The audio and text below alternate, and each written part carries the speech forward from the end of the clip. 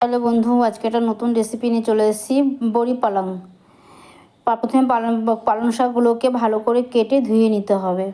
এবার কড়াইতে তেল দিয়ে এর মধ্যে আমি দিয়েছি শুকনো লঙ্কা আর পাঁচফোড়ন দেওয়ার পরে এর মধ্যে আমি অ্যাড করব বড়িগুলোকে ভালো করে ভেজে নিতে হবে। ভেজে নেওয়ার পরে এবার সবজি কেটে রেখেছিলাম সিম, আলু, বেগুন, কুমড়ো, লঙ্কা এর মধ্যে দিয়ে দিতে হবে। দিয়ে ভালো করে ভাজা ভাজা করতে হবে।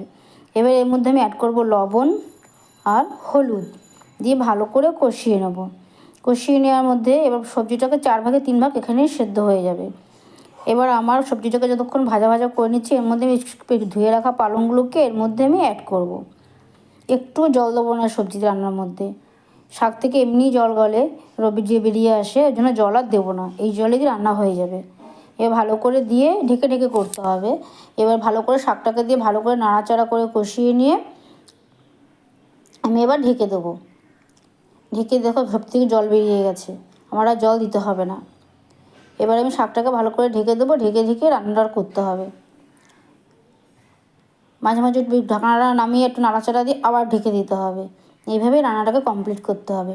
তারপর বড়িগুলোকে একটু ভেঙে দেবো, সবজিগুলোকে একটু গালিয়ে দেবো। দেওয়ার পরে নামানোর আগে এর মধ্যে একটু আমি চিনি দেবো। যে বাঙালি রান্নায় চিনি নাহলে ভালো লাগে না, চিনি তো দিতেই হবে। দিয়ে দেখো সবজিগুলো সব গলে গেছে, জল কিন্তু আমি একটুও দিইনি। এইভাবে আমার বড়ি পালং তৈরি করতে হবে। বন্ধুরা, কেমন হয়েছে তোমরা অবশ্যই কমেন্ট করে জানাবে, শেয়ার করে দেবে। আমার ইউটিউব চ্যানেল আছে বন্দনা রান্নাঘর, সেখানেও সাবস্ক্রাইব করে দিও। এইভাবে আমি বড়ি পালং তৈরি করলাম। গরম ভাতের সাথে খাও, দারুণ খেতে। গরম ভাত কিংবা রুটি দুটোর সাথেই খেতে পারো, দারুণ খেতে। টাটা।